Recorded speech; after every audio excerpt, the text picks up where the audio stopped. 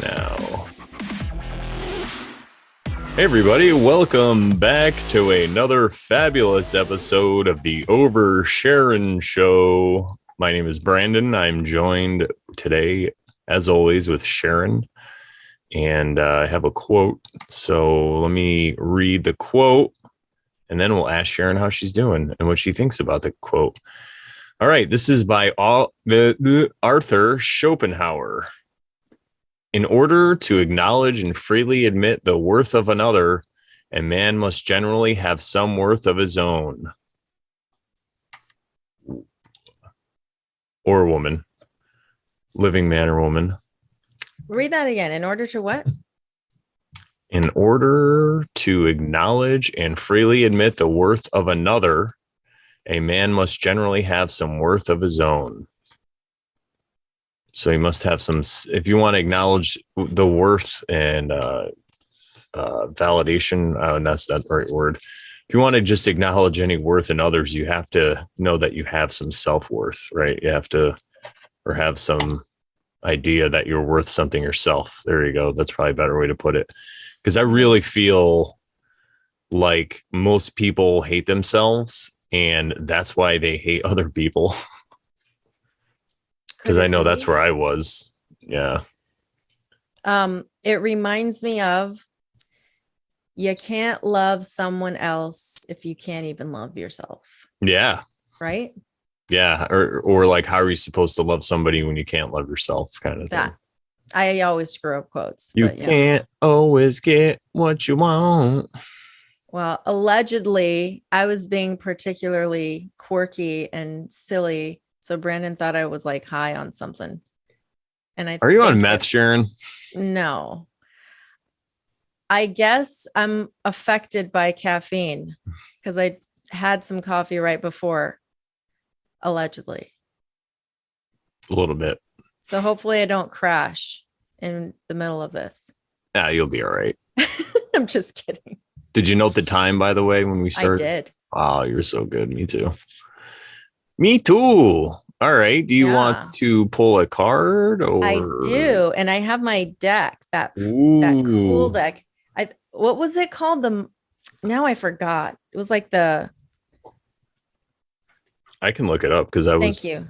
I was looking up something Greer. I can't remember the first. It's an M word. Speaking of M word, yes. Speaking of M word.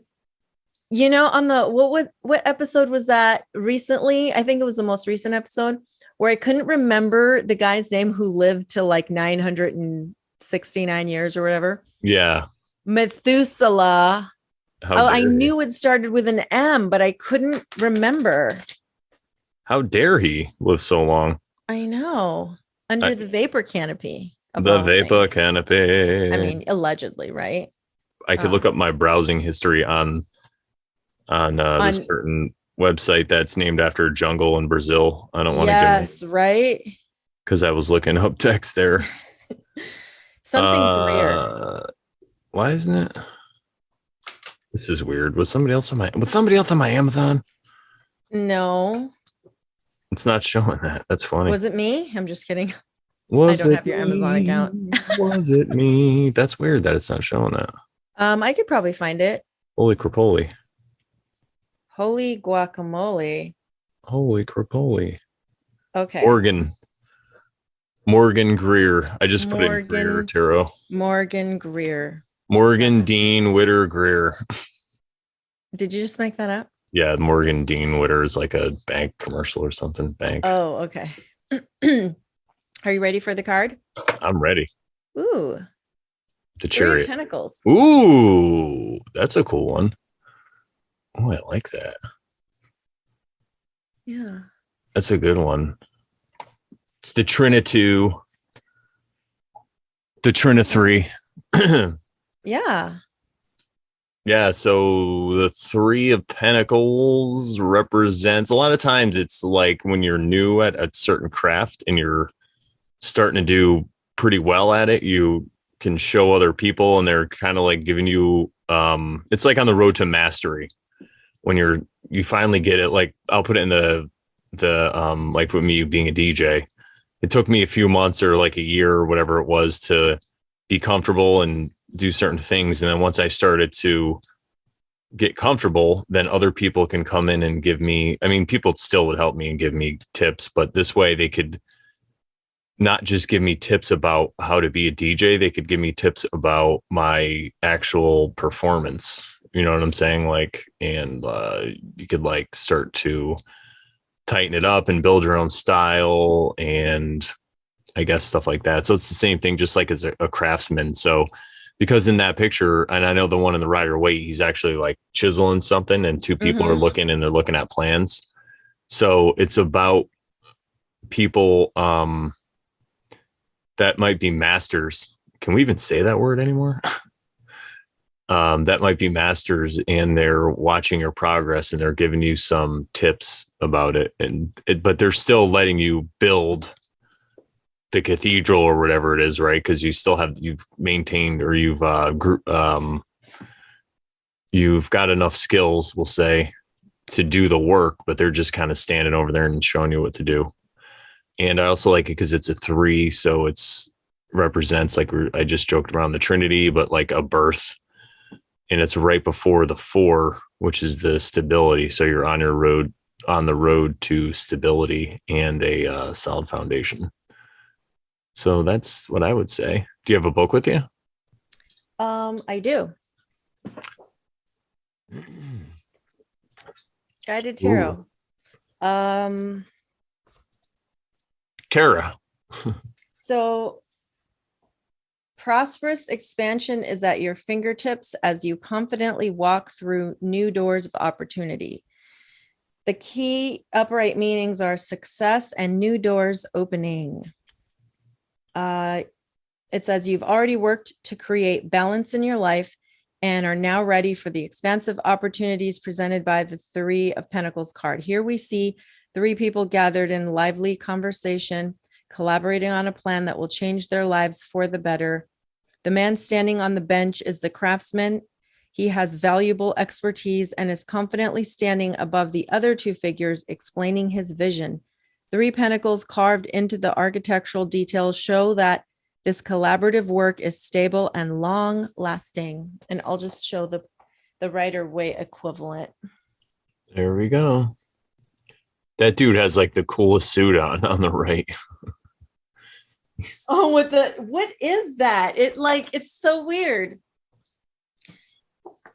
It's like a jester suit, kind of. I'm going to see if I can quickly find the 3 of Pentacles in here. Is that your Rider Waite? Yeah. Rider Waite.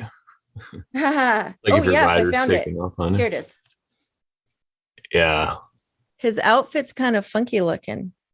Won't you take me to Funky Town? That's probably where he got it. He probably got that suit at Funky Town. Yeah, that's fancy. Schmancy. I mean, back then that took balls to pull off that, because that Rider Waite is like depicted in the Middle Ages. So that guy was definitely some kind of magician or like a master wizard or something. He's like, the one who's wearing the outfit. Yeah. Like, why does it's so weird? Because it like covers the top here and then it comes around his face. It's like a cape, but it's like covering his whole body. And then it kind of like goes back into like a ponytail almost. You know what I mean? Yeah, it's got like those jester things or whatever. It's like kind of jester-like. Yeah. It's like a burqa. Yeah, it kind of is. Burke-esque. So. Maybe he's got a really hot body and he doesn't want all the women to chase him around. Perhaps. Trying to focus on his spirituality. He's like, I don't need these bitches they just keep chasing me. I can't help it. I'm a medieval stud. Yeah. 3 of Pentacles. So today is kind of like impromptu. We're just chit-chatting.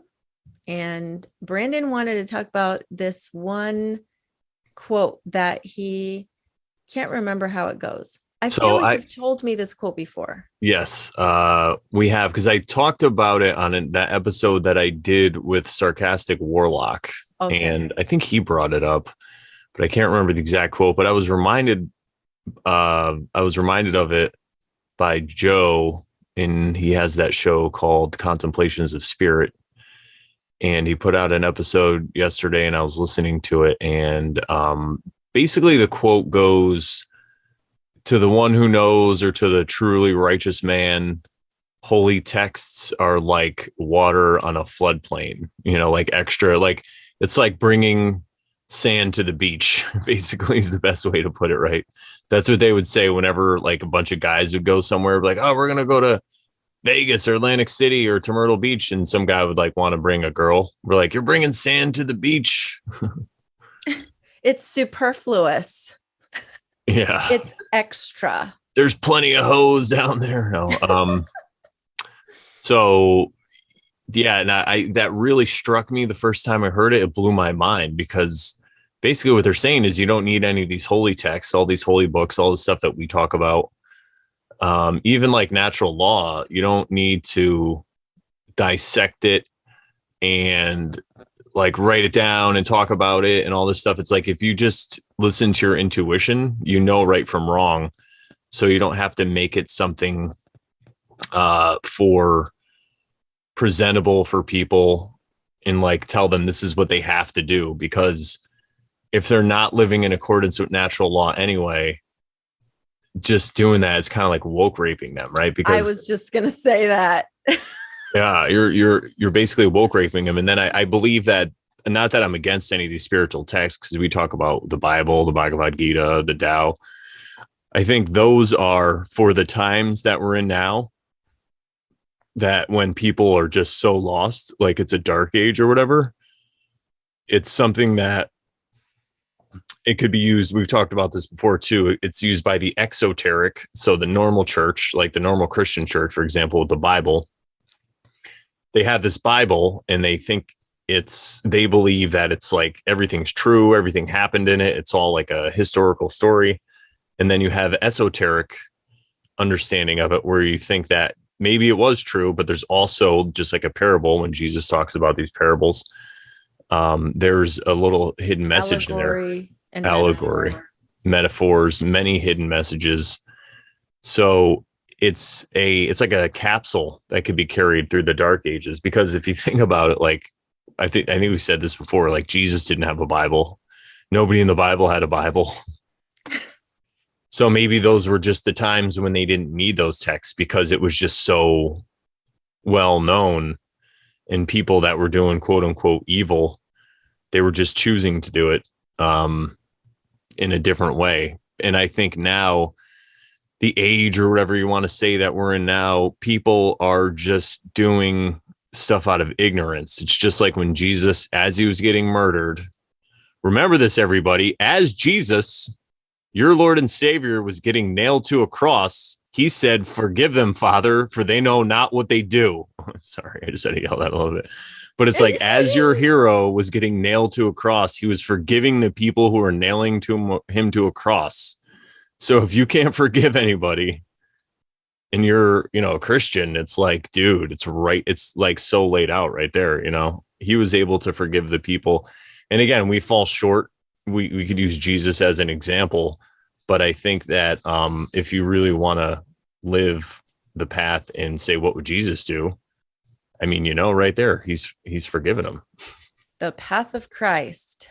Yeah. And I think it is, though, he had an understanding that people are only acting, they're doing their best, right? And I know it sounds like a shitty excuse, but people are just, and I've heard this, I was listening to Aaron Abke, does a series on A Course in Miracles as well, and we mentioned him before about the law of one stuff, and I watched his first two videos, and he was talking about forgiveness, and he was saying all this stuff. That's why it's kind of fresh in my brain right now. But he was saying how people who, when they do things that are considered evil, most times they're just doing them to stop the suffering. Like even a murderer, they think that all their problems are going to go away if they just kill this one person, right? Or whatever it is in the moment, they just get mad, or even if they plan it or whatever it is, they believe that that action is going to stop their suffering. So they're just like children, really.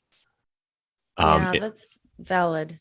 Wow. Yeah. And again, he was even saying like you could still lock up a murderer. He's like, it's because if you're going to lock up or execute or whatever a murderer, you're going to stop them from doing more murder. So it's actually an act of love, because he the way he said it was, Aaron was like, well, if I killed somebody, I'd want somebody to lock me up to stop me from killing more people. That'd be showing them love. So we're still not going back on the whole thing about self-defense that we always talk about. But I think that the extreme examples are good, but really where the everyday rubber meets the road, it's just people in your life, your family, your friends, your coworkers. This happens a lot. I'm sure people that work with other people and they just get frustrated.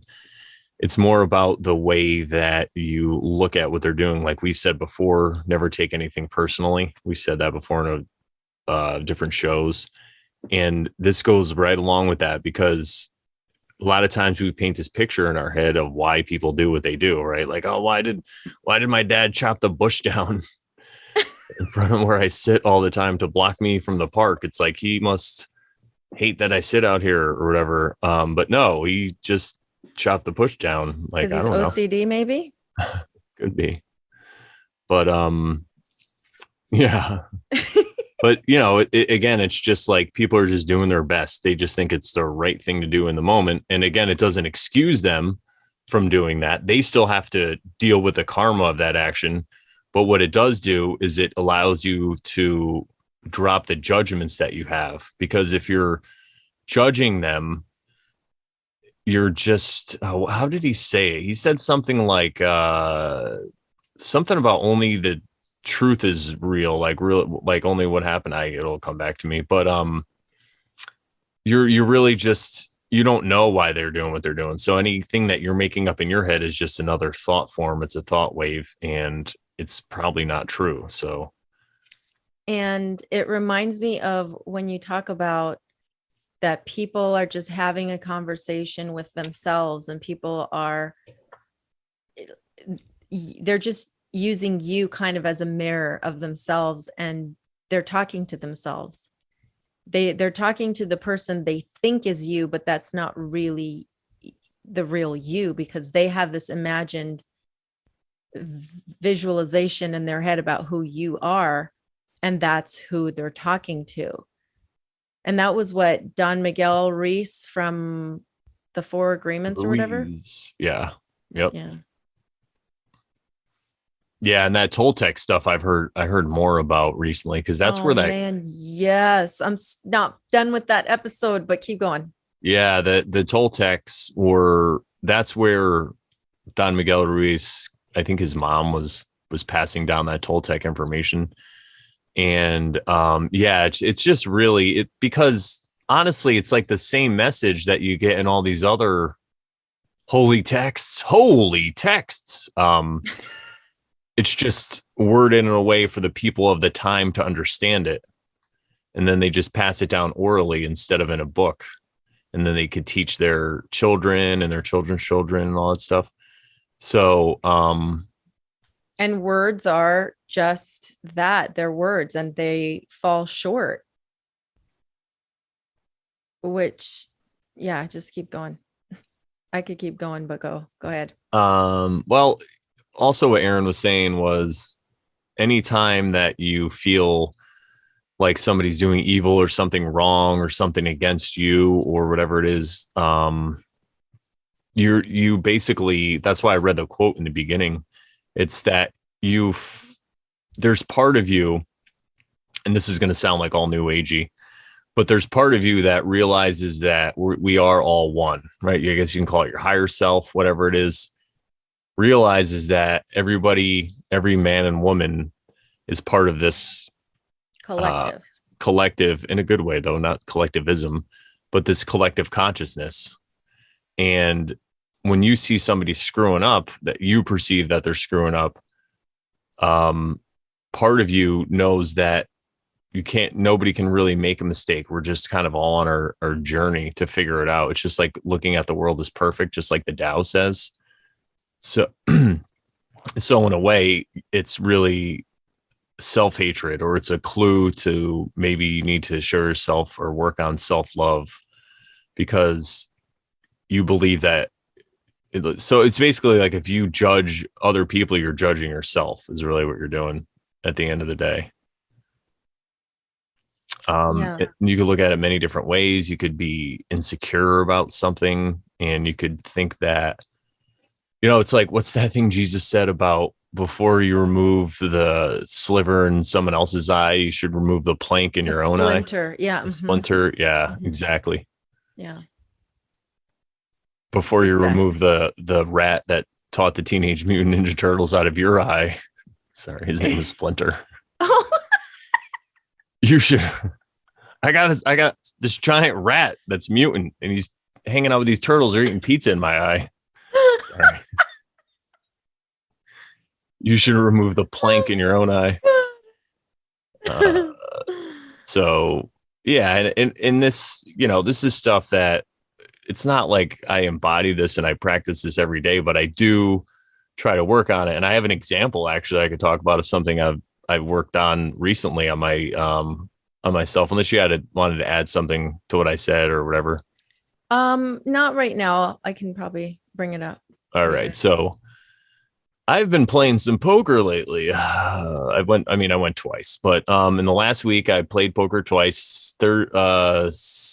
So people won't know, but anyway, we'll just say Sunday because this is going to come out in a couple of weeks. But Sunday, I went to bring my friend to do a comedy show because he hosts. They have these comedy contests sometimes. They do. I think they do them once a year at the casino, and like 100 people sign up. It's crazy. So they do all these shows where they'll have like 10 people on, then they whittle it down to like 4, and then they do like a second round and all this stuff.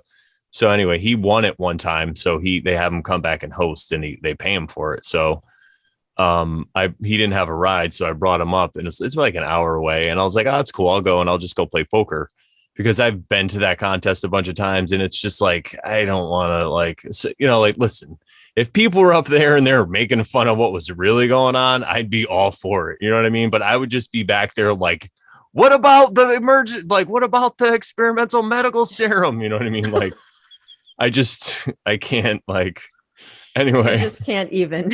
I'm terrible.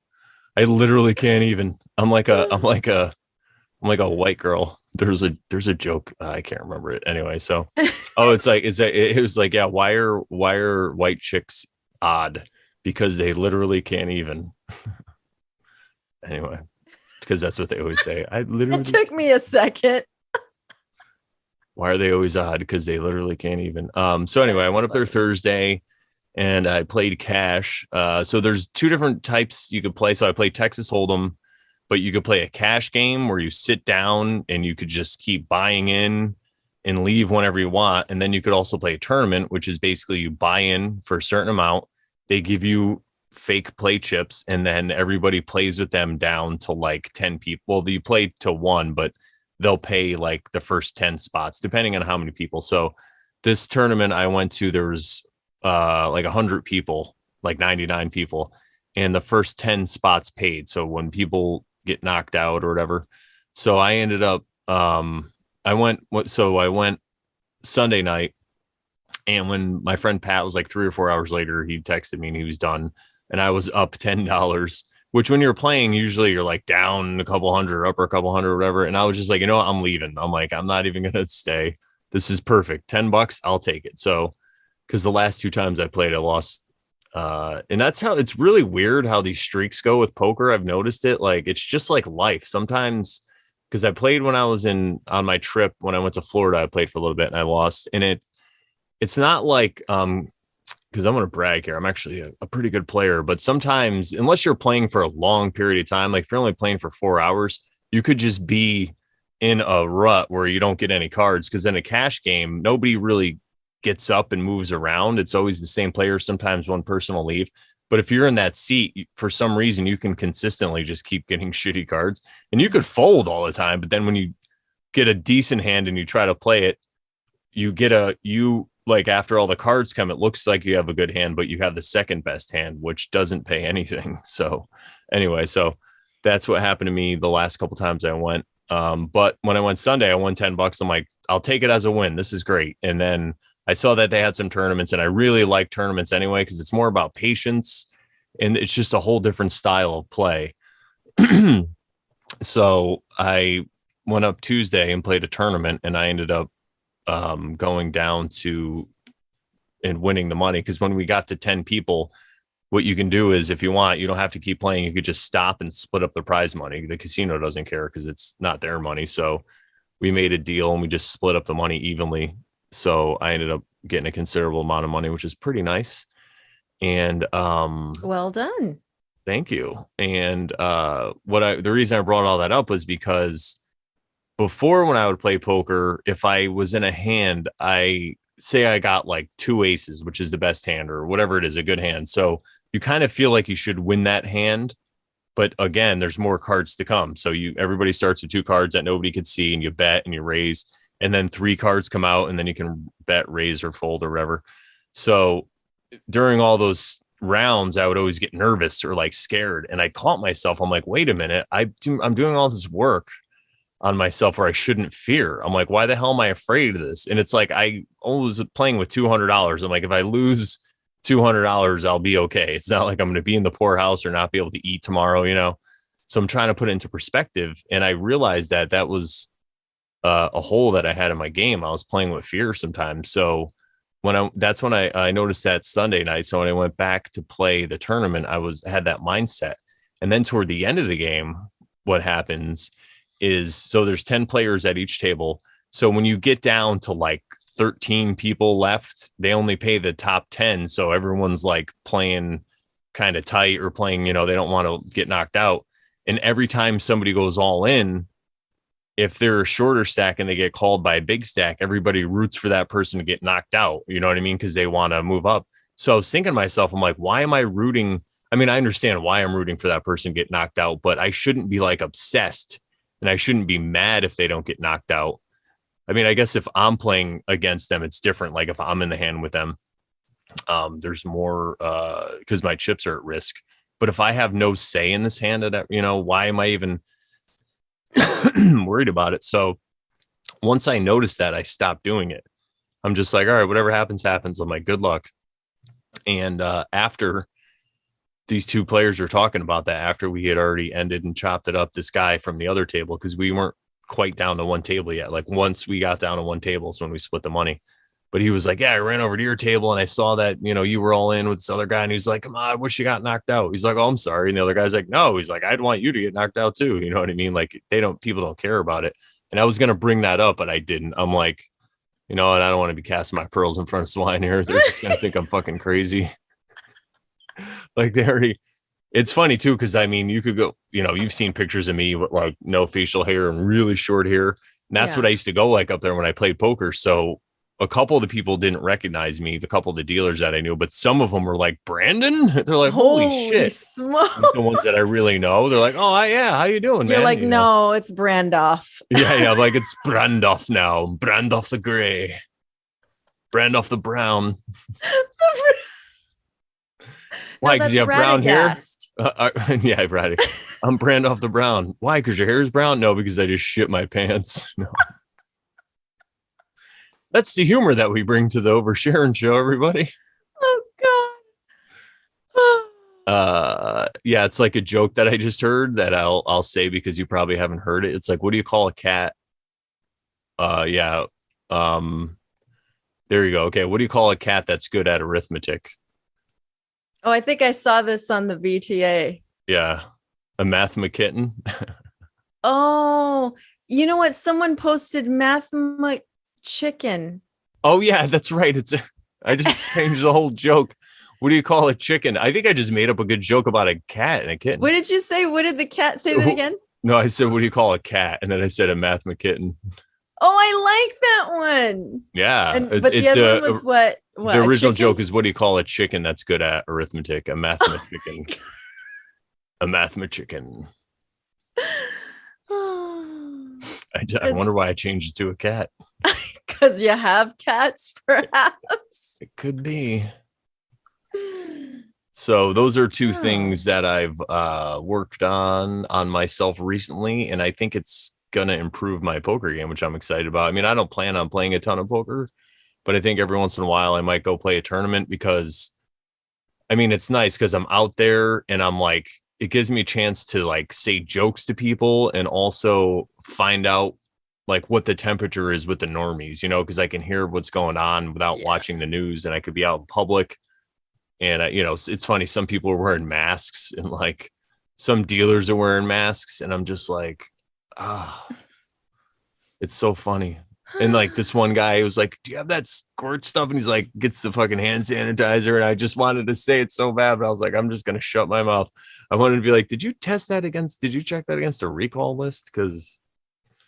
Oh, okay. I thought you were going to say something about squirting. Oh, Jesus, are you squirting on your hands? No, it's that hand sanitizer, which is like, they should just call it people sanitizer. It kills all the germs and the people. No. Terrible. It's like sunscreen. I know. I see people with sunscreen. I'm like, guys, why don't you just go take some Tylenol? You know, it's like, anyway, I'm spiraling. Didn't you see this? It's like not even, you know, that's the thing that it's funny. So speaking of Joe, he sent in his little group where he shares his podcast. He put I guess it was an interview with Bill Cooper. Oh yeah. I haven't finished it. Keep going. And Bill Cooper is the guy who wrote Behold the Pale White Horse, and he was like, yes, Behold the Pale Horse, on the conspiracy scene and all that stuff.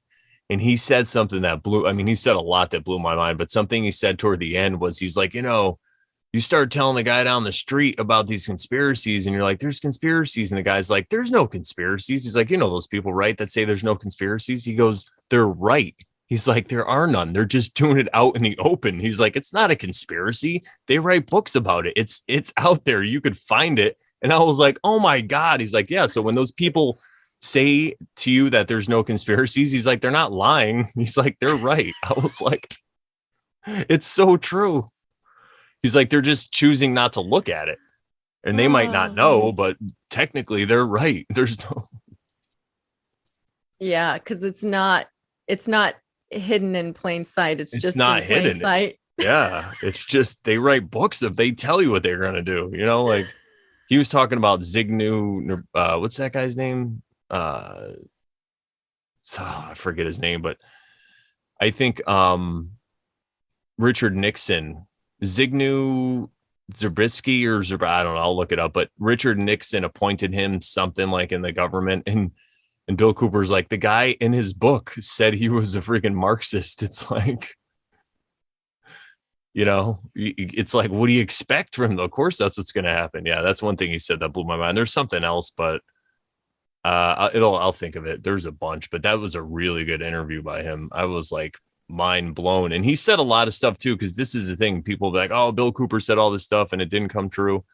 Because he was like, by 1996, we're going to be in a world war. And I'm like, I think we are in a world war, though. We just don't realize it. It never ended. The world wars never really ended. No, they didn't. For sure they didn't. But you could kind of say they did with like the treaty or whatever, the what were those trials at Nuremberg and all that. But like technically they started a new one. You can even say in like the 70s because of Iran, and then Iraq with Kuwait and all that stuff. And he was saying that a guy wrote a book in 1985 talking about how the US is going to go in and liberate Kuwait from Iraq, and Iraq didn't even attack Kuwait until like 1989.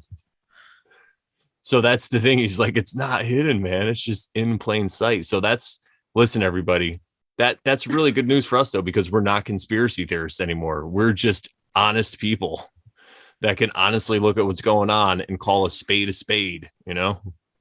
Yeah. What do you call a black maid of honor at a wedding?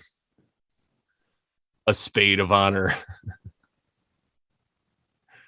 Yeah. Was that racist? I don't know. I don't get it. Sorry. Oh, have you a spade? Do you know what a spade is? Like in a playing deck, like the ace of spades? Yeah, but which one is it? I always forget what it looks like. Well, a spade is like a black. Is it the one that looks almost like an upside down heart with a tail? Yeah. Okay. And some people will derogatorily call black people spades. So. Oh, I never heard that. Yeah. See, I told you I grew up under a rock. They didn't use a spade to lift that rock up? No. Anyway. I think I said that the other day to my friend because he's talking about the maid of honor, and I was like, spade of honor. Like, I don't know. So sorry, I was looking something up while you were talking because I was trying to remember where. Okay, so there was a total sync. So I was listening to episode 417, Crrow's 417, and I'm behind. So I was listening to that, and at some point they mention Bill Cooper, and I forgot who was the one who was on that 417. Was that Wayne McCroy? No, it was Jay Weidner. Oh, Jay Weidner. I've heard that. Yeah. Okay. So Jay Weidner was on episode 417, and I didn't know about the guy, but he ends up talking about Bill Cooper because Jay Weidner had written a book back in the day that is, I don't think it's no longer in print from what I understand. And he heard somebody or a friend told him, hey, Bill Cooper is reading it on his show. And so Jay was like, okay. So he contacted Bill, and Bill wrote him back and was like very gracious and very kind and everything. And so, but several days later is when he was executed. Something like that. Yeah. And Jay talks about that and how they taunted him and got him to be provoked so that they could, bring him to that place. And well, yeah, either that or he kind of brought it upon himself by openly not. Right. But who knows? But yeah, you're right. I totally get it. Yeah. Well, which is like, that's why you can't take things personally, because you might bring something upon yourself, right? Yeah, for sure. This is why I like the way Owen frames everything, because honestly, they're really not coming to get you.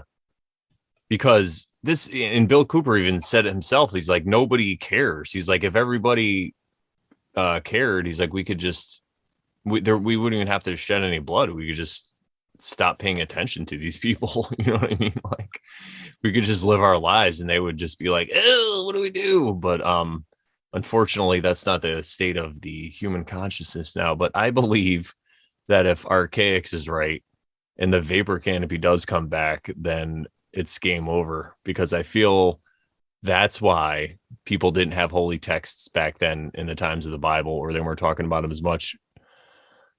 Excuse me. Because if there was a vapor canopy, I feel like all that stuff can't happen, because Archaix is talking about how people are going to want to die, but aren't going to be able to die, because in the vapor canopy times, people just like heal really quickly. Yeah. And they just live for a long period of time, a really long time to great sizes.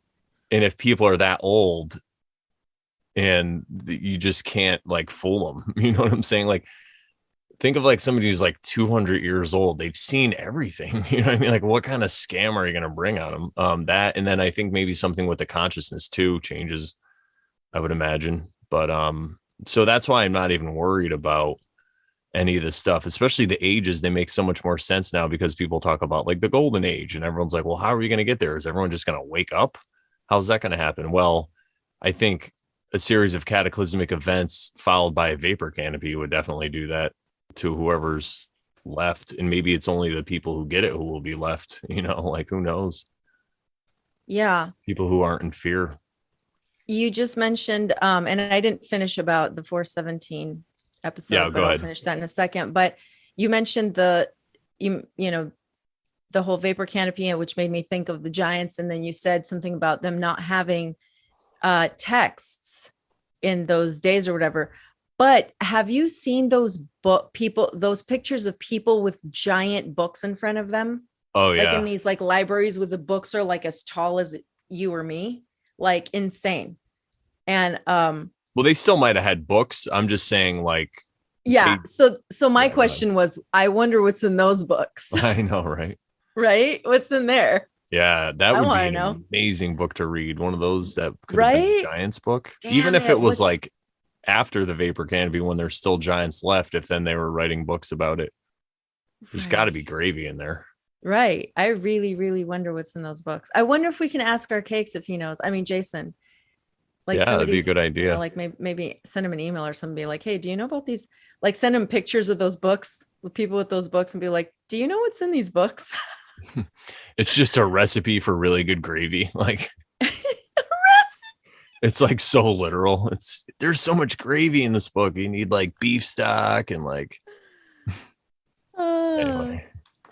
Yeah.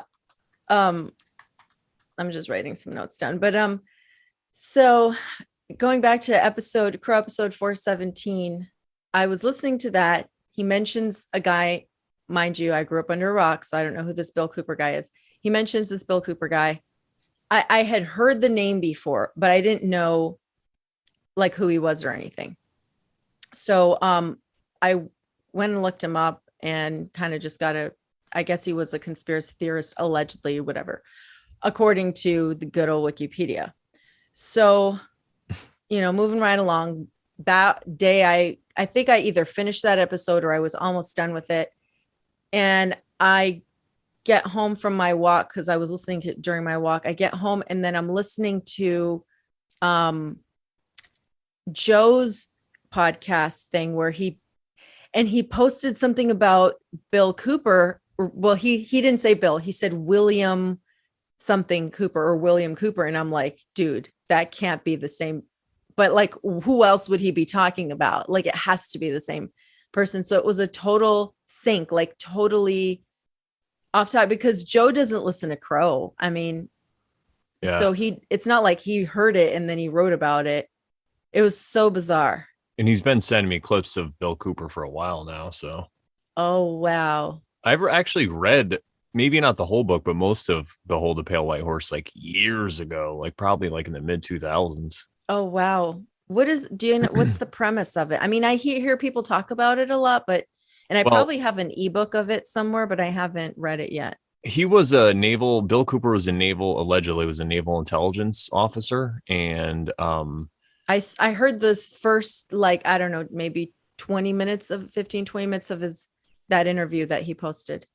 All right. So the book basically goes into a lot of stuff with like quote unquote extraterrestrial or aliens, and also like into secret societies and stuff like that. And like, I guess what you would call the Illuminati, but who knows what to really call them, you know? I think it's just the quote unquote controllers. So Are they naughty? They're naughty. They're so naughty. Sorry. Yeah. They know not what they do is really what's going on. So speaking of that, and I was on the part this morning listening to that portion of his testimony. And I wondered, I was trying to like maybe reconcile, but I had just barely gotten to that part and I didn't get to finish it, where he started mentioning like talking to like these people allegedly making this, you know, having discussions with these alleged aliens, and then making pacts with them or contracts or who knows what about sharing information and all this stuff. I wonder if that's not like, I feel like I want to incorporate the law of one into that and think about it as a negative polarity or a negatively polarized social memory complex that is helping them. Do you know what I mean? Like, because we said if they ask for help, they're going to get help from that side. Yeah. I mean, because, right? What do you think about that? Yeah, I think it. So I was listening to something else. So the negative ones aren't considered a social memory complex because they don't share their information the same way. Yeah. Okay. And it's funny because I was listening to Aaron Abke talk about it, and it's basically the same thing we said, like with the Emperor and Darth Vader and all that. He was saying the same thing. There's a dictator, right? Yes, dictatorship. We talked about that. So I think that could be it, but I also think that there could be other humans that are at a higher consciousness. They just have higher technology. Maybe like Archaix says, they live below us under the earth somewhere. You know, there's just like caverns and all these cities and crazy stuff below us. So I feel like there could be quote unquote good ones and bad ones that live down there. And I mean, who knows? It could be even the good ones that they're talking to, and they just realize that there's nothing to do with the sheep that live up there at this point. Like, this is kind of, maybe they're playing a role. They're playing the adversary because they're trying to wake us up, because they're trying to give us an experience of true free will and all that stuff. So it's really hard to say what's going on at the top and with all these meetings. And I'm not saying, so some of the people that are in our realm, like the people you would point to, like the Clintons or whatever, I'm not saying they could still be bad or doing these things, but they could just be getting played. I mean, I know they're getting played either way, but the people at the top, this underground civilization, whoever, if that's what it is, or if it's like aliens or whatever, I think they could be getting played by people that are actually benevolent, that are actually benefactors to us, that are trying to help us. But yeah, that's what I really see going on. I feel that I don't think it's aliens. I just think it's more advanced humans. Because he talks about, this is something I've known about for a long time, because everyone talks about UFOs, right? Unidentified flying objects. But what about USOs?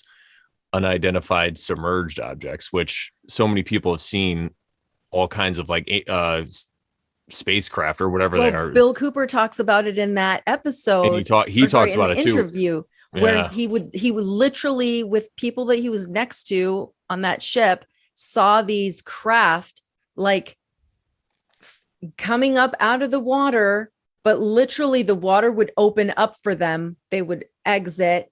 And then when they were coming back in, the water would open up for them again, kind of like a Moses episode where the water just opens up, they come down, the water closes, and that's it. Like, so interesting. Yeah. And if that, there really was a society that existed that way, people in these high ranking positions in the military, I feel like would probably know about it, or at least have an idea.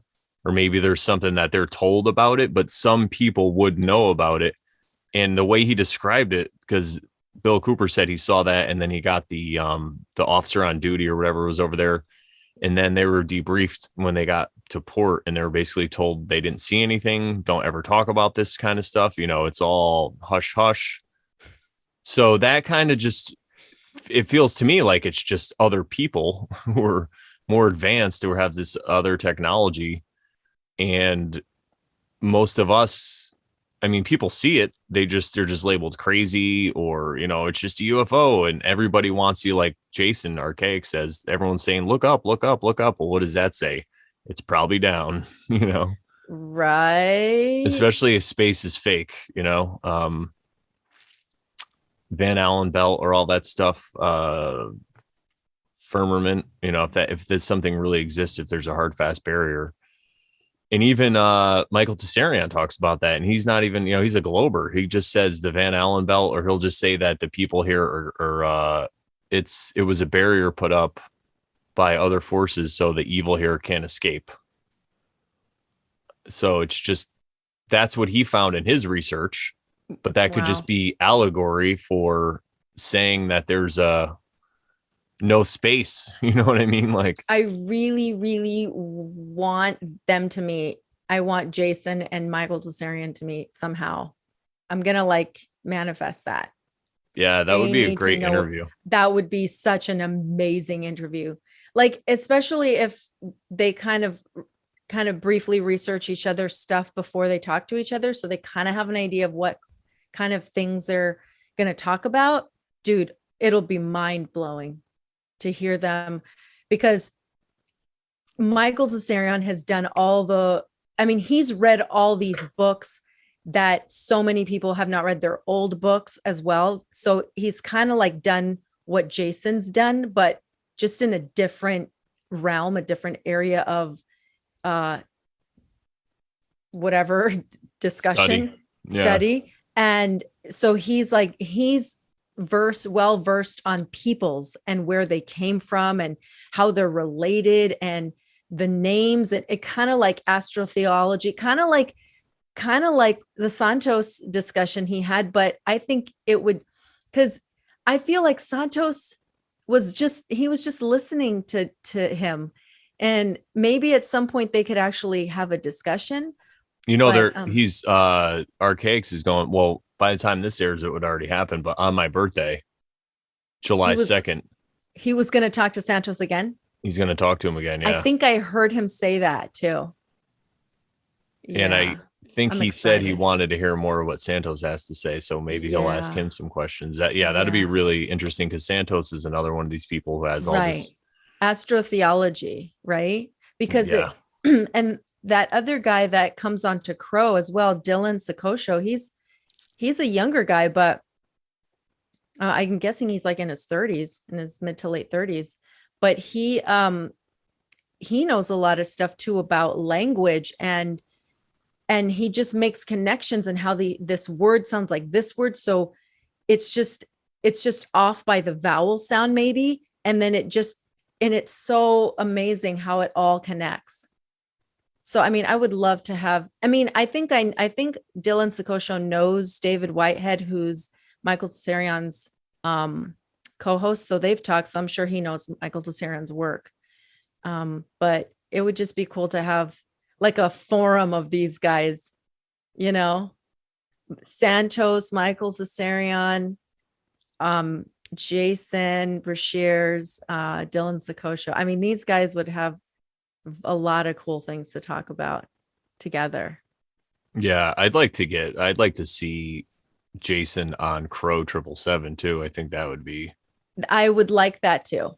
because I think I Crrow is a lot more open to all these ideas than say Michael Tsarion would be. Although Michael Tsarion doesn't judge flat earthers or whatever, you know, he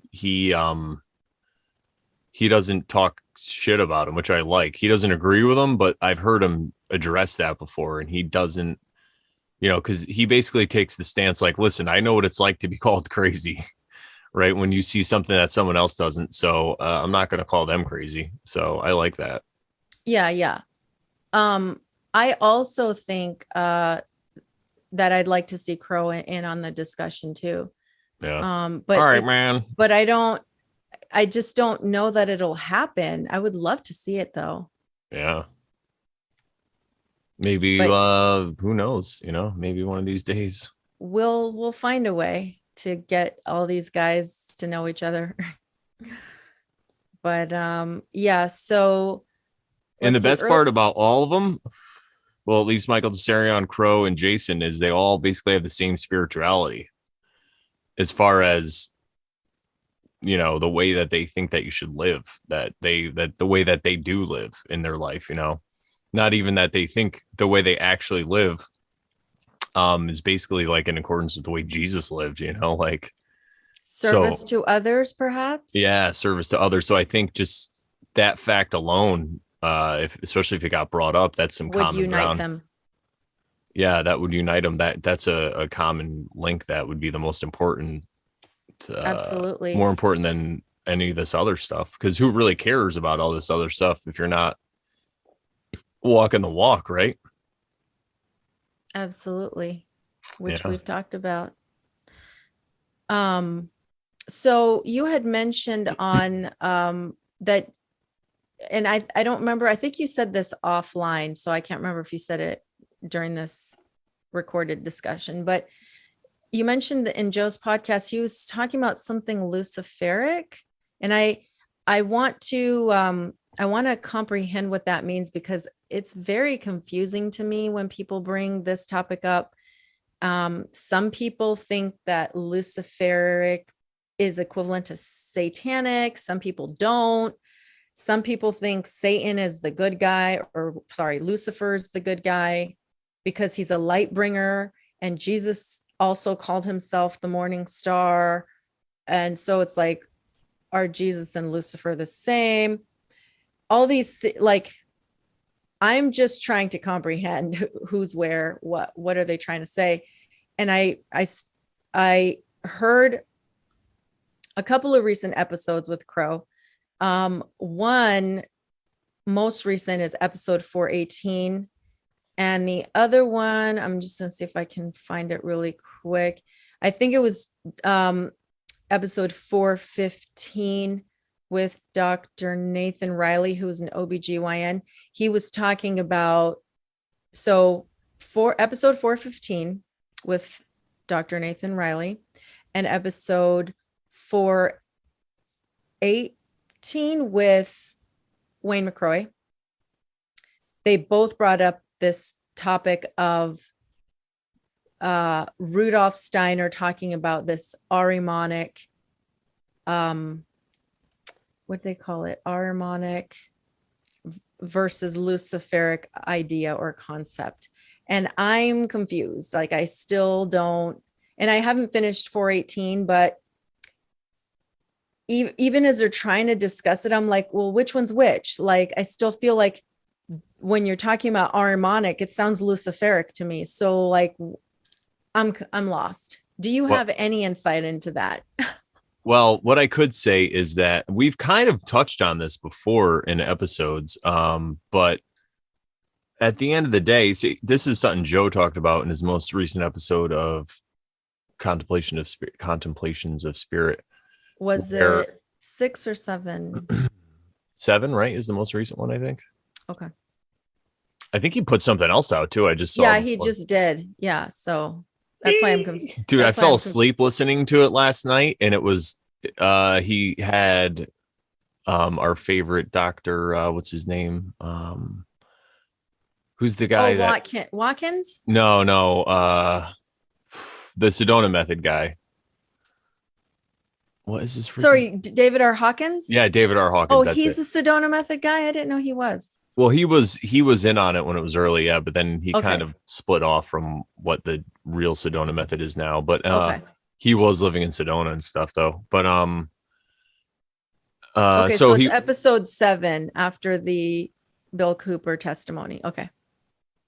So he had at the end, he was playing an excerpt from David R. Hawkins, and I fell asleep during that part, and I woke up like at 6 a.m. or something, and it was still playing, but it just must have looped around to other stuff he had sent, and it was another David R. Hawkins thing. So I was just like listening to David R. Hawkins last night while I was sleeping all night. So but thought that was pretty funny. But I do want to ask you more stuff about David R. Hawkins here in a minute, because I'm glad you're bringing it up. Go ahead. For shizzle. My nizzle. The thing, so what Joe was talking about, even with Satanists, for example, he's like, they're not like evil, like ha, right? They're more like pragmatic, and they are more about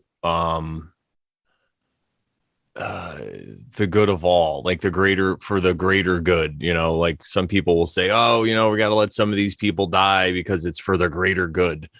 And that's really where a lot of these Satanists are. They're more focused on the greater good. So even though they're doing things that might seem evil or bad or wrong, they're really focused on the greater good for all. Now, he's not saying that's a good thing. What he basically is saying, though, is Luciferianism, the same thing, but it really has to do with any kind of collective solution for everybody, right? Where it's like versus an individual path. To just realize that we're all one, and to have a transcendental experience where a lot of people talk about, just kind of like when you do psychedelics, you kind of see that realm, but there's ways to get there without drugs. Right. It's like an ego death, really. And it's not like you stay there in that spot. I think maybe some people do, but I think you just get glimpses of it, or sometimes you can have an experience. Like even Aaron Abke was talking about, it happened to him, and he was like that for like 2 weeks. And then he said that it went away, but anytime he smoked weed, it would come back for a while, but then it still kind of went away. But I feel like I heard that episode. Okay. Yeah, that's when he was getting interviewed by the lady from the Under 30 podcast or whatever. Okay, yeah. Or Almost 30. Almost 30, yeah. Yeah, I just listened to that one yesterday. That was a good one. I liked that one. Yeah. So really, at the end of the day, any of these solutions that involve an answer for the collective, that's wrong. And he was also talking about natural law. He was like, if you are talking about natural law and you're saying that it's the solution or like you're prescribing it for everybody. You're kind of putting the cart before the horse, because it's like woke ripping. You know, you can't just, I mean, you can do whatever you want, right? But by doing that, you're judging people, and you're getting away from the true mission, I guess, would be to figure out a way to love everybody, to open up your heart to all this stuff. These aren't his words. This is kind of just how I'm putting it in.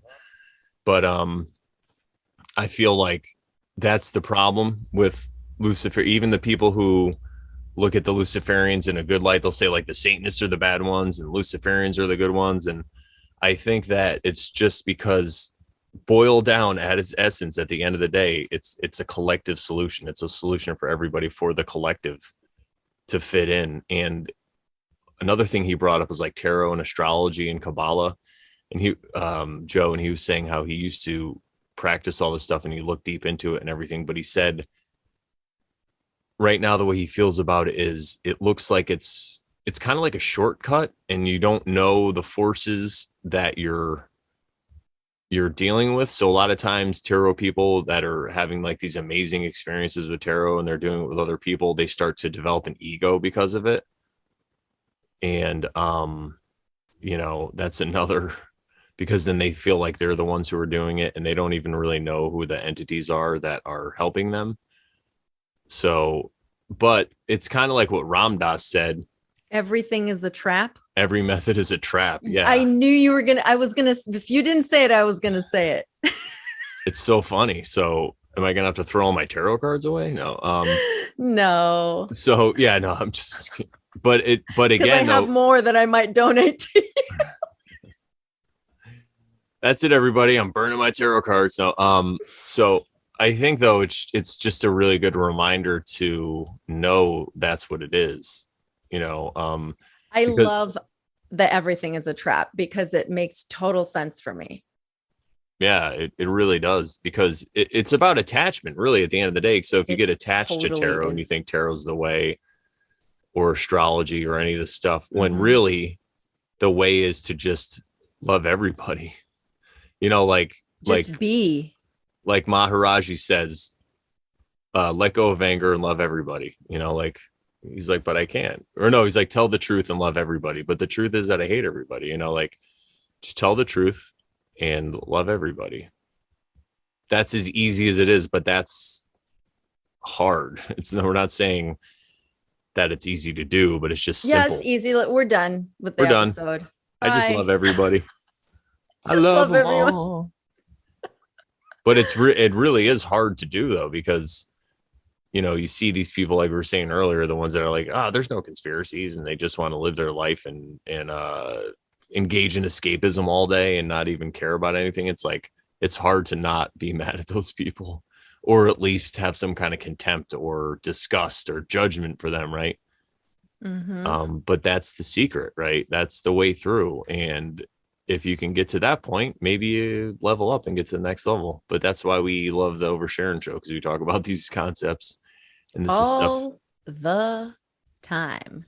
Yeah. And this is exactly what we're trying to do in both our lives. So maybe if we ever get there, we'll tell you, or maybe you won't know. Maybe we'll just stop doing the Over Sharon show. We're like, we're in complete bliss. Yeah, we get upgraded. We didn't need to overshare anymore. Yeah, exactly. We're done oversharing. We're just going to normal share now. Oh God.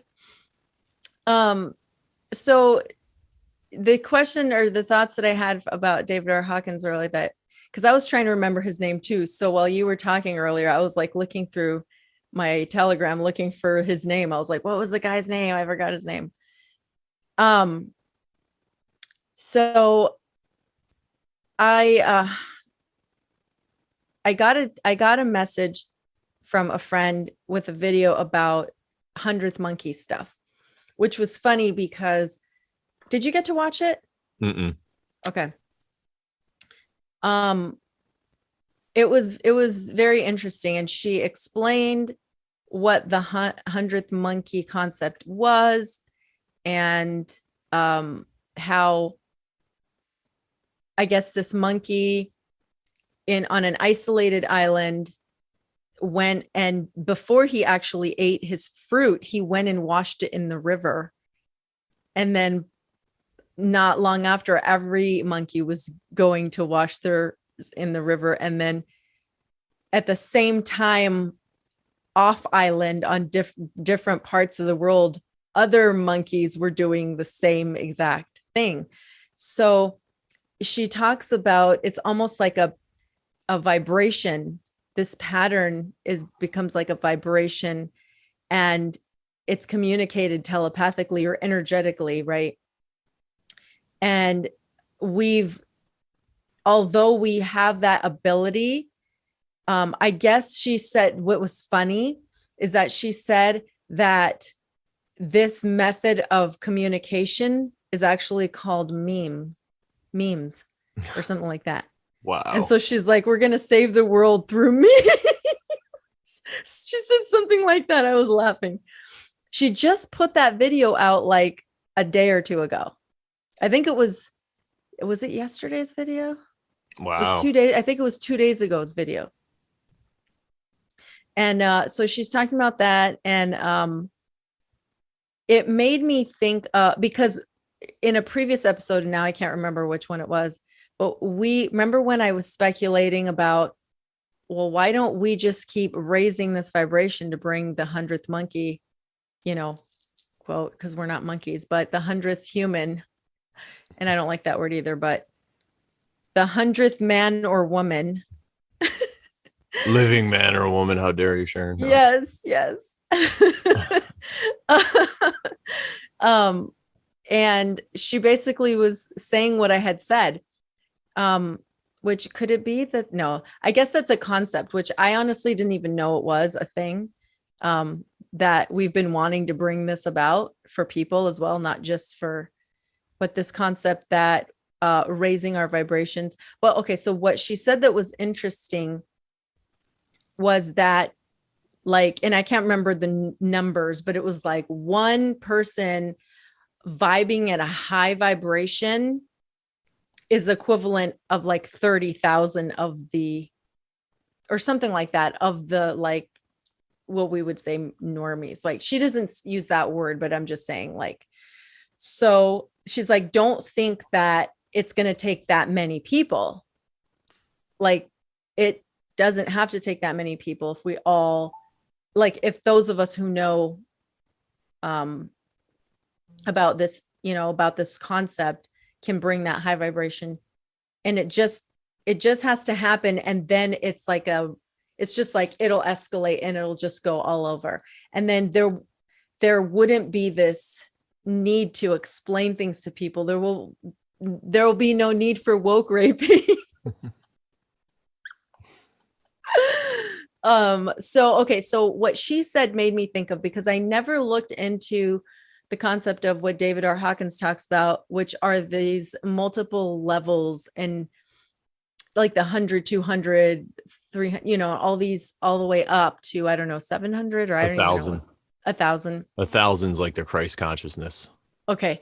So, can you explain a little bit about what David R. Hawkins talks about with those numbers? Yes, but first, something popped into my brain I wanted to talk about with 100 monkeys. So I think it happens easier with animals because they don't have free will. They just do. They just it's like a update happens to them, right? And I think, holy shit, the Mandela. Just kidding. Keep going. I think with it is a Mandela. I think with humans it's different because they actually have to choose it. So I feel like it could work in the same way if enough people raise the vibration. So right now we're at the stage where there's not a lot of people that in the ratio of people who get it to the ratio that don't get it. And I feel like that's what all this fear porn and truther stuff is all about, because the people who are smart that would get it get sidetracked and they get trapped into these other ego traps, I guess we could say. So they look into this stuff and they study all the wrong that's going on in the world, and they try to point all that stuff out. So they just get cycled back down and their vibration lowers because of it, because of fear and judgment and all this stuff. But I feel so with one monkey, it took one monkey to do that, and then all the other monkeys got it. But I think with people, it's a little different. We could still affect the people around us and maybe even everybody in the realm if we're at a higher vibration. But if there's once more people start to attain that higher vibration, I think then it becomes apparent to people, and then they could actually see it in their life and they could see the benefits of it. And even if they don't see it consciously, maybe subconsciously. So I think that's how it gets raised up with humans, because they actually have to choose to do it instead of it just being downloaded into their head. So I think I just wanted to bring that up because we're not monkeys, right? Like you said. Yeah. We're not animals. That's like in the law one, we were talking about that a couple of weeks ago. That's more like the second level of consciousness, right? And it's funny because the dimensions, that's something we kind of screwed up in the podcast too, because there are dimensions and then there's density. Yeah, well, I tried to tell you and you're like, no, it's the same. It doesn't matter. I tried telling you. You know what's funny is I was thinking of this very thing this morning. Oh, really? I was like, I need to tell Brandon that it does matter because density is not the same thing as dimension. And because I remember I kind of tried to say, oh, density. And you're like, it doesn't matter. The same concept. And I'm like, okay, I'll just leave him alone. Well, at least you didn't woke rape me. I didn't. And now you came to the conclusion.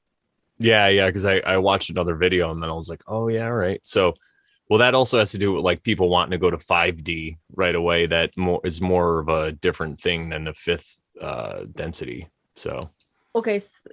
Anyway, humans, what's that? Explain. Is it the same thing we talked about before? Well, in that episode, we were talking about the law of one. We were saying how people aren't talking about the fourth dimension. They're saying we got to get to 5D as in the 5. Well, what I meant was for density, but yeah. Well, remember, because we were saying, I think they're skipping because 4D is fourth density. Yeah. And it's the density of love. Yes, exactly. And then people who were saying they want to get to the fifth dimension, I think that's obviously, like, we just realized that's just something different. So excuse us for our mostly my faux pas. Do they say maybe they're mixing up their words? Well, like the New Agers that say they want to get into the fifth density. They'll say 5D. Yeah. Mm-hmm. I mean, the fifth dimension. Oh, they say dimension? Yeah. Oh, okay. I mean, yeah. I guess for them, they don't realize there is a difference between those two words. They probably don't know about the law of one is what basically it boils down to. Yeah, exactly. So, so anyway, the animals though are in this second density of consciousness, so they don't have the free will like we do. Free will, yeah. The self-awareness is what it is. I think that brings the 3D, and it comes with free will. Exactly. So as far as all that stuff, I just wanted to bring that up. And then the thing with David R. Hawkins, he talks about different levels of consciousness from 0 to 1,000. And I think he says 200 is the limit of truth. So anything under 200 is all false. So if people are weighing in or they are at a level of 200 or lower, then they're in total just lost in total lies or whatever. And then at 200 is when it starts to go. But 200, go ahead. How is this test being done? If you know, do you know, is it like a muscle test or is it kinesiology? Yeah. Okay. But what he was doing was he was just asking questions, and then he would use the kinesiology on a certain person that was there with him. Okay. But he said you can't really figure out your own. It's more of like he would ask about somebody or whatever, and it's not like they would just brand everybody. You know, they would talk about like certain people in history or whatever. Okay. But I think that as far as his level from 0 to 1,000, 200. So you're above 200, you're in truth, but you're still locked into the ego or the physical, and you still think everything here matters more. So as the stages go up, materialistic.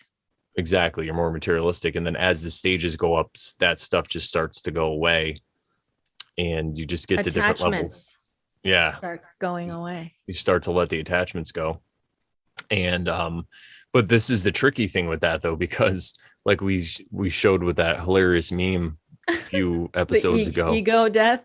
Yeah, and then the spiritual ego comes in, because sometimes people that get these higher levels of consciousness, they get trapped at that level. So say they develop some kind of power or a city, or they could do something, then that becomes their identity, and then they're now attached to that. So if they like can the heal tarot people, reading that Joe might been talking about, like once the tarot reader gets to a point where it like becomes like a thing for them. yeah, and they could, because that's really, I mean, I just did a tarot reading for somebody this week, and somebody I've never met before, they hit me up and were like, hey, I do reading, and the way it came out was just amazing. It was crazy how the cards come out. It's so applicable to their life. Mm-hmm. And then I could say, hey, that's my power. That's something I'm doing. Oh, look at me. I'm getting so good at tarot, you know? Or I could just say, what a freaking crazy realm we exist in, huh? Isn't that nuts? Right. Now what, you know? Right. And I want to say, just to interject, that I like when you started talking about tarot and I started doing readings and stuff for people just to practice. I see its purpose and value and stuff for those moments when it's useful, right? But I never was able to not able, but I just couldn't see myself because I wasn't doing it regularly. I did it regularly for a few months because I wanted to learn a little bit more and learn about the cards and stuff. And I still don't feel 100% comfortable with them, but I just felt like it was just too much. It was just becoming too much. So I just was I just left him alone for a while. And then now it's if I feel like I need to get something or need to understand something, then I go and I'll do a reading. But or if somebody were to ask me, then I would. But I just didn't get attached to it somehow.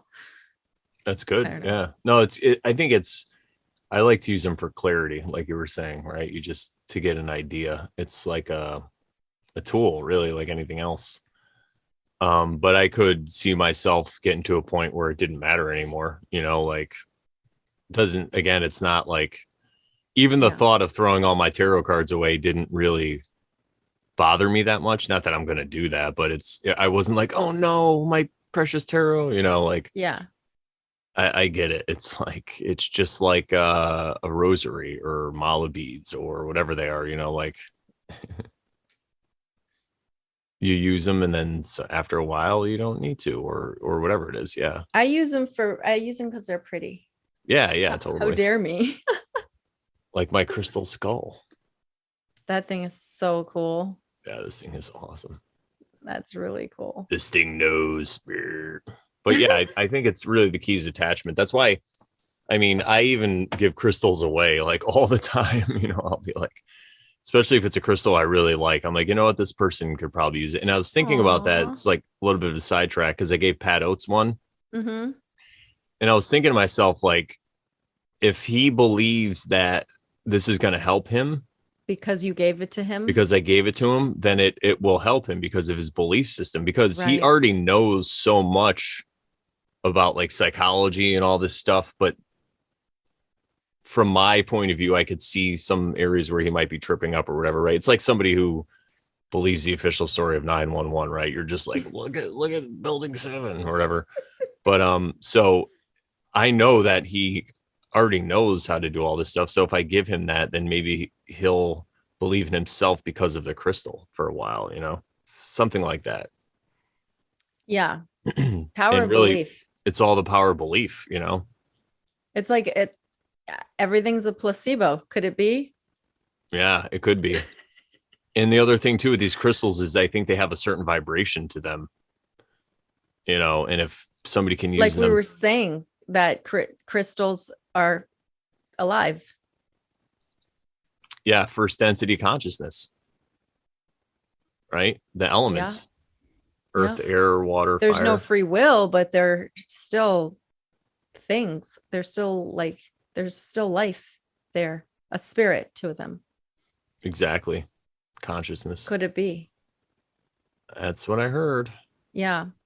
So Yeah, thank you for sharing about the David R. Hawkins stuff. That's I kind of had heard about that, but I wasn't quite sure kind of how it worked. I just needed a refresher.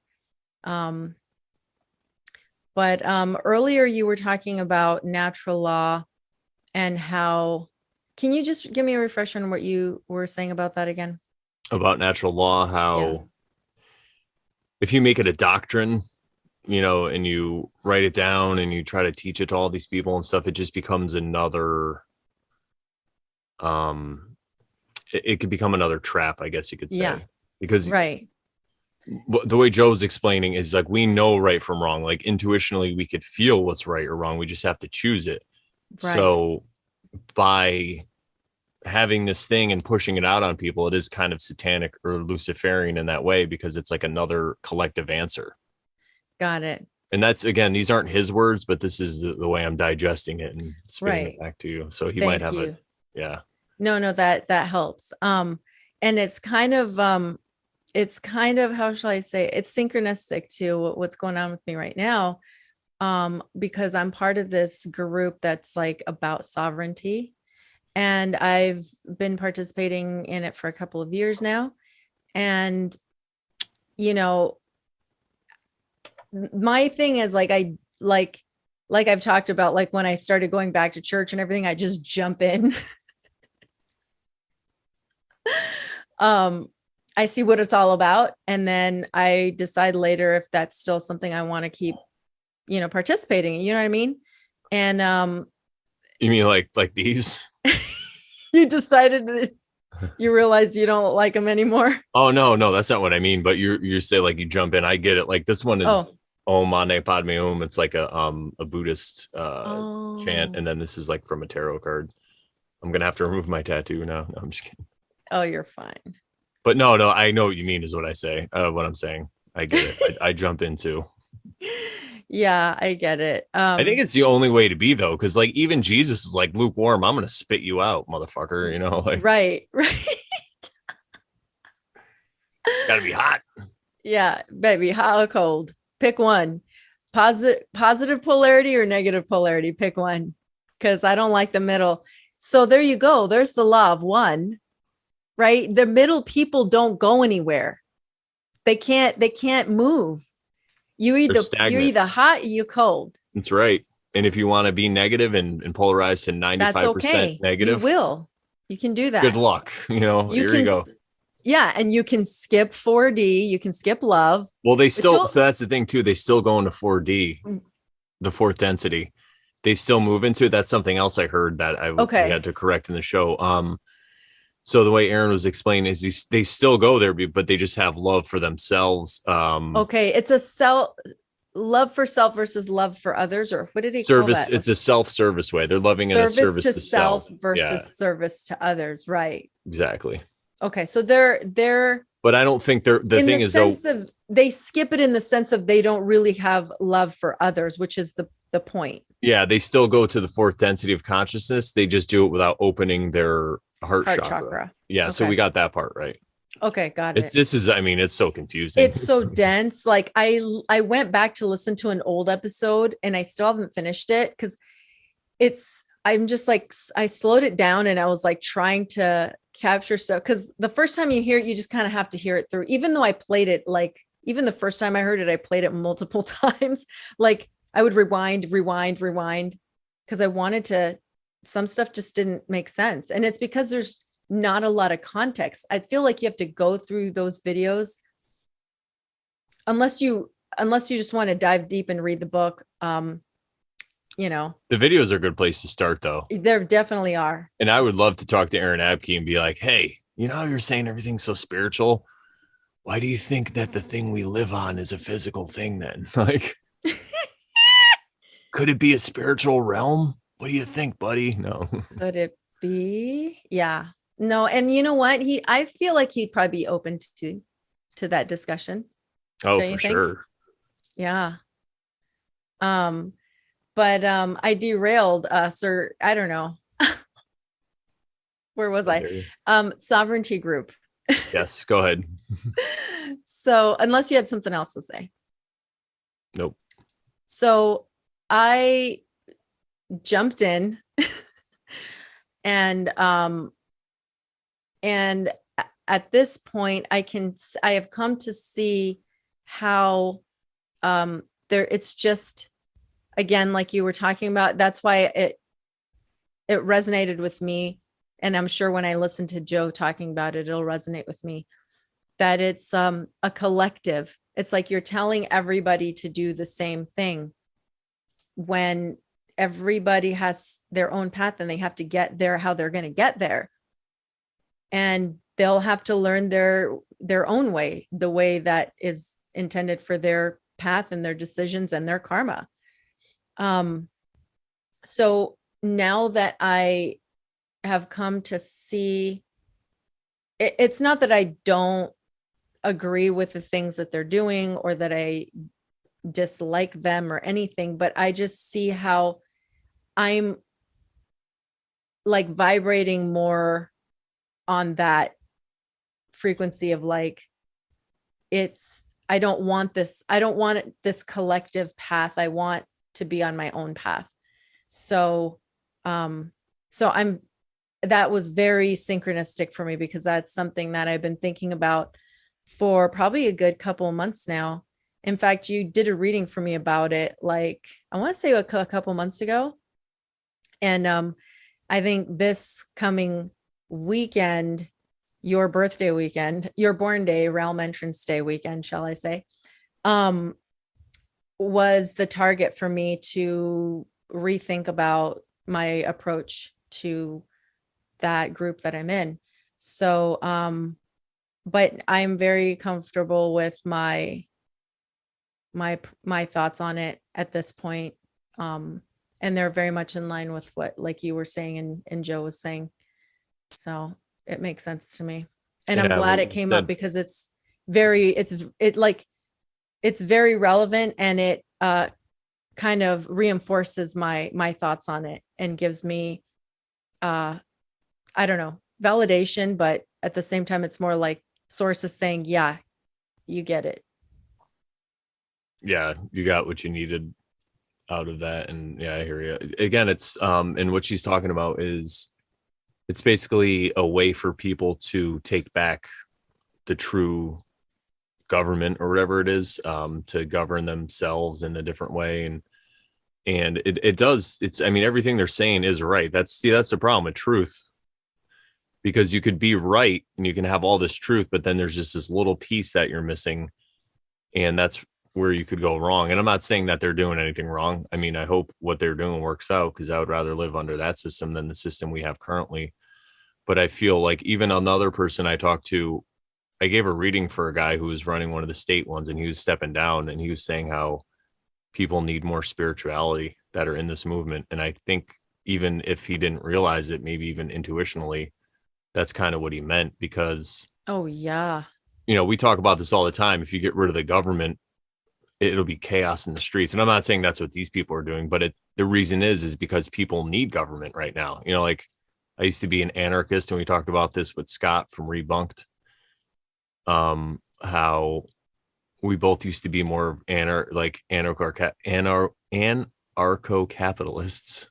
There it is, where we believe there shouldn't be any government. And now, through the help of Owen Benjamin, and, you know, through a lot of other things I've looked into, and that's what I love about listening to one person. Like, you don't just have Owen Benjamin on a pedestal, but if he's, you know, he's really smart and he could see things and he's starting to come to these conclusions, then you could question him. And then you look around and you're like, all right, what he's saying does make a lot of sense, which is like, people just aren't ready for that right now where we are. You know, people would just rip each other apart if they didn't have a government to keep them in line, I guess. And that goes back to what we talked about, how people are raised in the society. So it could become like a chicken or an egg argument, you know, like, well, if we didn't have the government to put these people through schools and stuff, they wouldn't be like that. Well, or maybe because the level of trauma that we've suffered in the past, maybe because of the resets, like Archaix talks about, something happened and people just are split, right? We have this ego and this higher self and all these different like id and all this stuff going on, right? We're like multiple personalities. We have to merge it on our own. And maybe that's why we're here. We're actually here to do that work, to figure it all out. We can only figure it out one at a time. And if you take the cage away, people will just rip each other apart, you know? So maybe they and the controllers, maybe they are doing us a huge favor because they're allowing us to live long enough and to make these choices. And it's funny because something Bill Cooper was saying, to go back to how he made all these predictions that didn't seem like they came true, but he was saying how in his version of what was going to happen, it was going to be much more dystopian, right? He was like, they're going to do this and they're going to do that. But I was like, you know, I think they're just using the silent weapons for quiet wars right now is really what's going on. Like you got McDonald's and Coca-Cola and like sugar and television and all this other means to control people. And it doesn't have to be jackboots kicking in your door, taking your guns away and all this stuff, because people who think they're free are the best slaves, you know, like, and you don't have to go around and kill a bunch of people when you could just convince them to take a experimental medical serum. You know what I'm saying? Like that might have all these terrible effects and it might sterilize people. Who knows really what's going on with that? But just the fact that people accepted that, even if it was a placebo, on a certain level, like their true self, just like we were saying earlier, what people's true self knows what the real answer is or whatever, they're going to know that this isn't right. And the ones who praise it the most, they're the ones that are in the most denial, but they still know at some level. So maybe that's why people are having all these side effects and stuff, right? Mm-hmm. It could just be their belief, like we talked about so many times. And so I think that it's really just part of the whole plan.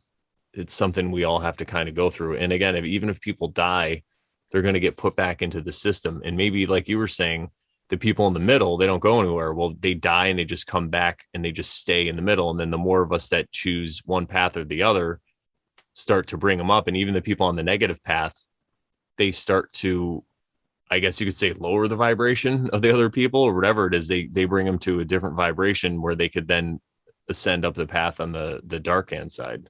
But at least they're moving up and they're not staying here, you know, moving on up to the top.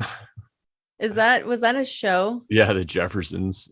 I'm being like super I just remember the today. Moving on up part, but I don't know that I ever watched the show. I mean, I used to love that show. Clips and pictures and stuff, but I don't think I've.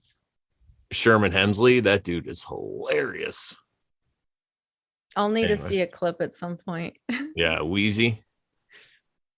That was a great show. Anyway, so yeah, so I feel again, and when you can realize that or start to entertain that thought, then you could start to let things go more. And I think that's really what it's about, is letting it go, because the more you can let go, the more you could see that on some level we are all one. And again, that gets distorted and, you know, inverted and turned into the utopia, and, you know, we're going to have a perfect thing. And that's the other thing that Bill Cooper was saying that was so mind-blowing. He's like, you can't have a society that's just good or bad. You got to have both. You got to have the good with the bad. You can't have utopia where everyone's lovey-dovey, living in the woods or whatever it is. And I mean, that we probably could, but, you know, but you can't also just have the total lockdown of the other side, like the right.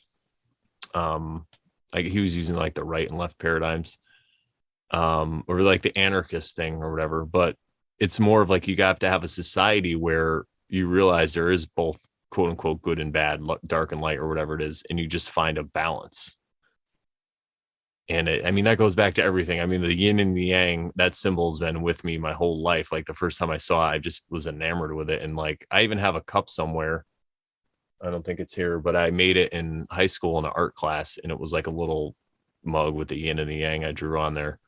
And it's something I've really always been drawn to. And that's, I mean, it displays it perfectly. You have the dark and the light, and they're just in a dance. They're like two fish swimming, you know, and you have that little speck of dark inside the light and a little set of light inside the dark. And it's that's really what it is. So Yeah. And just to close this off, I just wanted to comment on your discussion about like needing to get to the point where it's spiritual and these people are, you know, recognizing that things are more spiritual. And it's funny you say that because someone I was speaking to in the same group was mentioning that they were feeling kind of very similarly, in the sense that we need to be more like, we need to focus on our spiritual path more. And so and not only that, but I think the people that you were talking to and the one you did a reading for and all that stuff, they recognize that as well. And they even started talking to other people and getting a group together to talk about these spiritual topics. So yeah, I mean, you know, it's like I'm not the only one. There's other people in the group that are kind of doing the spiral upward type of thing. yeah, we're watching the 100 monkey syndrome happen. It's just slower with humans because we have to choose it, you know. And I feel like the way psychology works with humans, monkey see, monkey do. There you go, right? So with the monkeys, maybe it just happens automatically, but with the humans, the more they see people doing it, I think then they maybe start to question their own actions after a while, and then it just happens more rapidly. But that's why I'm really excited for the future, and that's why I think all these psyops are getting so crazy, because they really need to hold our people's attention now. So they just overturned Roe versus Wade. You know, I mean, they're really pulling out all the stops, you know. Right. It's just getting retardedly And ridiculous. It gets people on both sides, because the people who are we'll say pro-choice, whatever, they get upset, and the people who are pro-life are like super happy, like we won, but nobody won anything. It's just right. At the end of the day, and I was even talking to Pat Oates about this, we're like, all they said was now it's just up to the states. And that's kind of, even like, I've talked to somebody who's even that gets it, but that is not against abortion, I'll just say. And they're just like, yeah, this is just the Supreme Court the federal government doesn't have that right, technically, even according to the Constitution, to decide. It's actually it's with the Supreme Court holding that ruling originally, it's like they're overstepping their bounds as the federal government, you know. So no matter what side of government overreach. Yeah, it's an overreach. And if it's something you're into and you agree with abortion, then you're going to view it as a good thing. But overall, if a travesty of justice is happening, it hurts everybody, because then they're just going to overreach one day in an area that you're not happy about. So, you know, that's how it is. And, you know, I could see both sides of this argument. Like, I'm not saying I still think it is murder, but if somebody wants to do it, you know what I'm saying? Choice. Like, I mean, they're going to do it whether you try to stop them or not. Yeah, it's kind of their choice. And I get the whole It's kind of like the gun. Yeah. You try to take them away, there's going to be an underground railroad for them. Yeah, that's what I'm saying. People are going to find a way to they're going to find a way to engage in their hedonistic lifestyle, no matter what happens.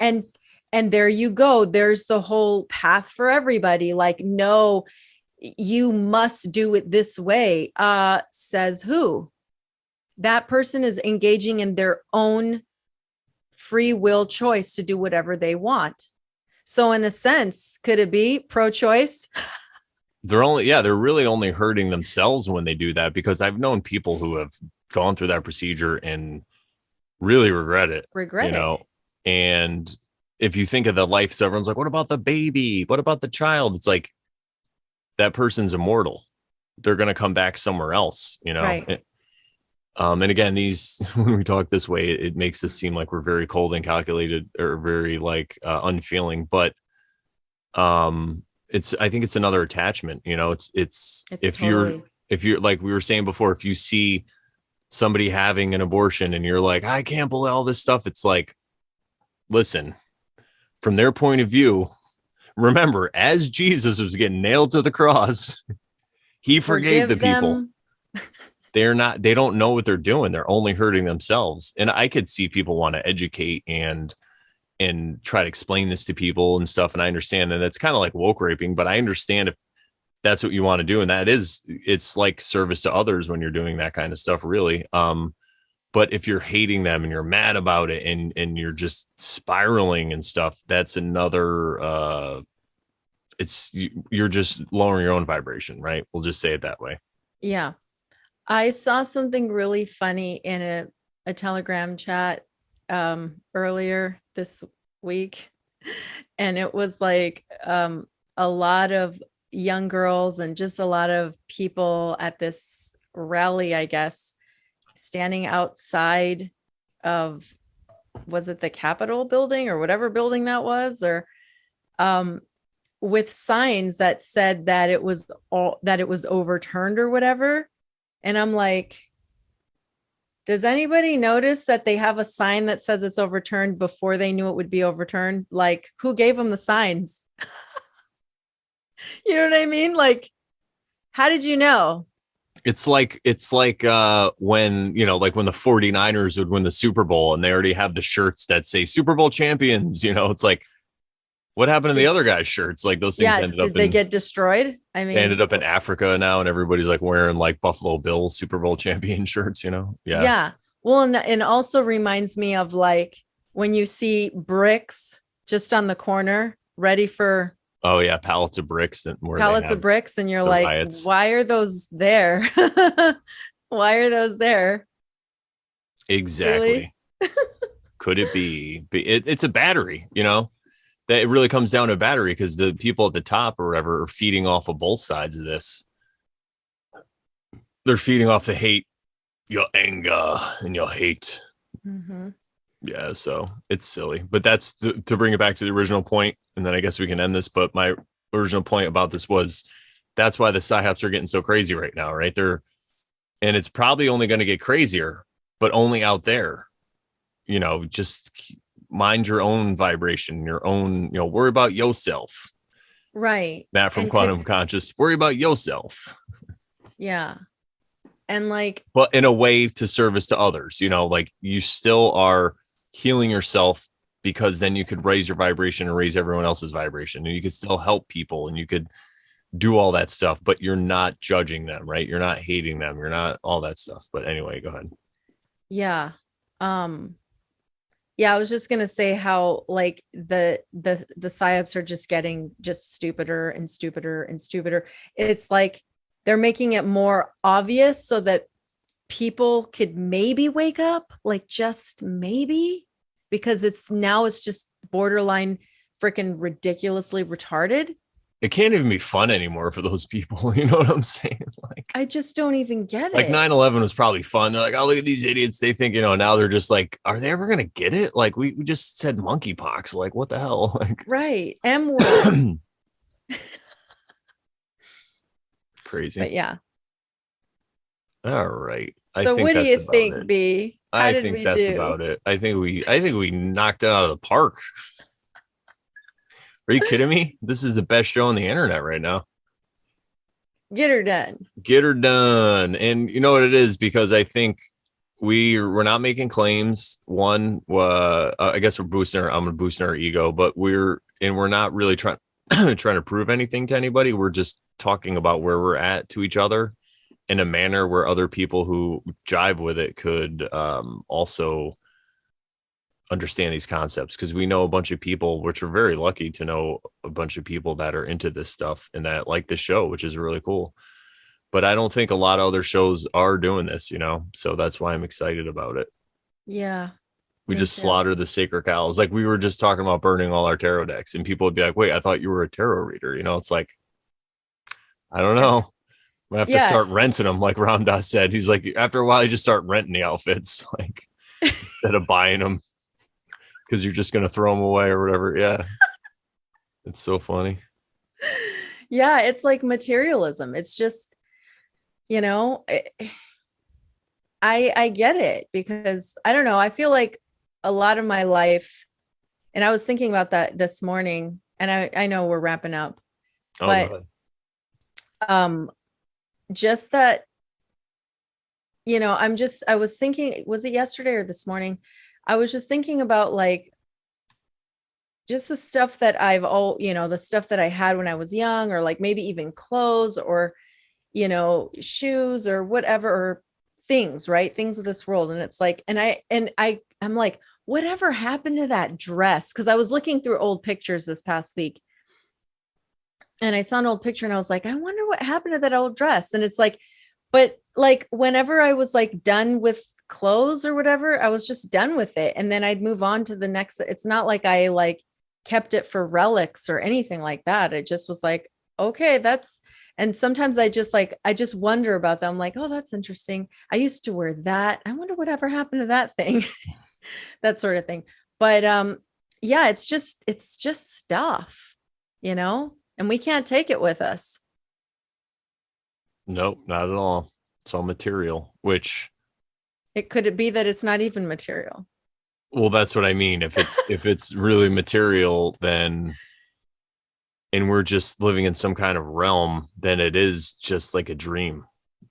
It's like when you're dreaming about something and then you wake up and it's gone. I think it's kind of the same thing. And I think we can only really take with us what we've learned, Yeah. So I think in some aspects or capacities, what we learn here doesn't go away. That stays with us, even if we go on to another life. Even if the memory gets wiped every incarnation. Yeah. It's still there.